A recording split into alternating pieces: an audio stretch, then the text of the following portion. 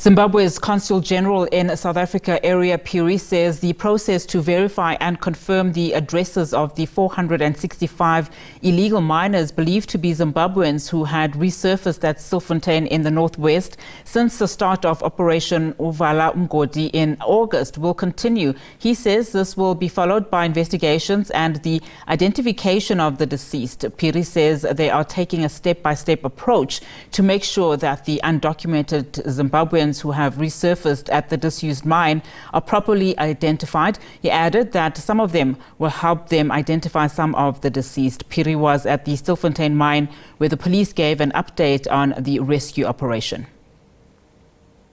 As a country, we are here to work closely with the South African government to make sure that the whole process is brought to its conclusion and finality.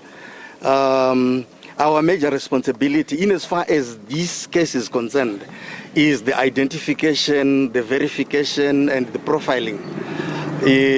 So far, we want to start with the verification and identification of the 465 who have been brought to the surface alive. And using those 465, we'll try to extract as much information as possible so that we have the first some first indication of who exactly was operating underground with those from Zimbabwe. And thereafter, we are then going to contact our head office back home, and we proceed from there. So for now, we are just taking it step by step. The first step is that immediately we are going to do the verification and identification of the 465. As you are all aware that those who are deceased, they were not documented, so they did not have any particulars on them. I don't want to believe that all of them are Zimbabweans, but we want to make sure that we identify and satisfy ourselves as to who are Zimbabweans among those who are deceased. And then we'll take our next step in the repatriation of the deceased back to Zimbabwe so that they have a decent burial in Zimbabwe. That will also take us back to Zimbabwe, where we need to identify the relatives so that we do the DNA.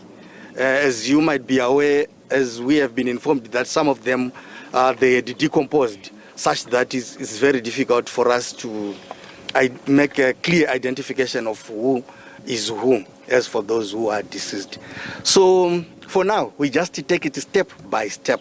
I cannot give you a conclusive that these are Zimbabweans, these are not Zimbabweans, but we need to satisfy ourselves that those who are Zimbabweans, then we take appropriate steps to make sure that the bodies are repatriated back home to Zimbabwe, including those who are alive.